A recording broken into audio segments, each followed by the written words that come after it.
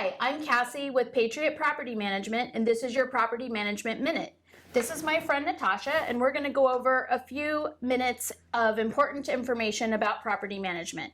Today we're going to talk about what happens when we have a bad tenant. Well, that's everybody's worst nightmare. I mean, honestly, you hear all of the horror stories about bad tenants. So I guess a lot of times people hire a property manager so that they don't have to deal with those situations personally. Sure. Okay, so a bad tenant, I guess, would be somebody who doesn't pay their rent.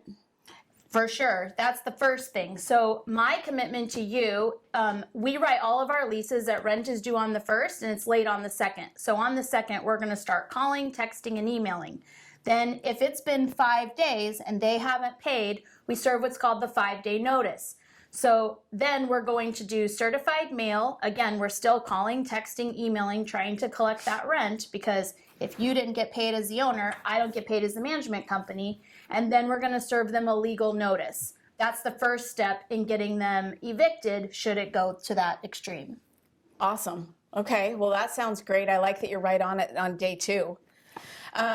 What happens, like, I guess some of the other things I could think about might be if they don't disclose to you that they have pets and they don't pay a pet deposit and it's not in the lease, and then all of a sudden you're checking on the property or the neighbor lets us know that they actually have pets. Right. So one of the first things that we're going to do when we get a tenant in, obviously we're asking those questions up front about pets and service animals and all kinds of questions we have in our screening, but what we do, or what sets us a little bit different, is we're going to make a follow-up appointment with that tenant like 30 to 45 days after they're in the property to go by and check it out, see how things are going. And that's when the bowl for the dog appears, or they forget and they leave the gate that they were keeping the dog off the carpet. That's kind of when the evidence of the pet will appear. So we're going to go, and should we find something like that, again, we have that notice, that legal action that we can take against the tenant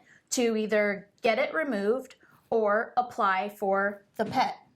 Maybe you allow the pet, maybe they just weren't forthcoming with that information, but at that time we serve a 10-day notice to correct the problem, and then that gives them a chance to come forward and be honest and apply for the pet, maybe pay some pet rent, whatever the situation may be, or get the pet removed.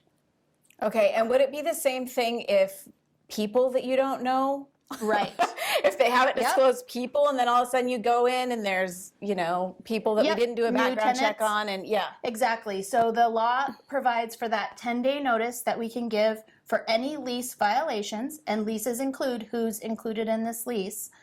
And then we serve the notice, we give them time to correct the problem, apply for the additional tenant, pay additional money if needed, and really get back on track.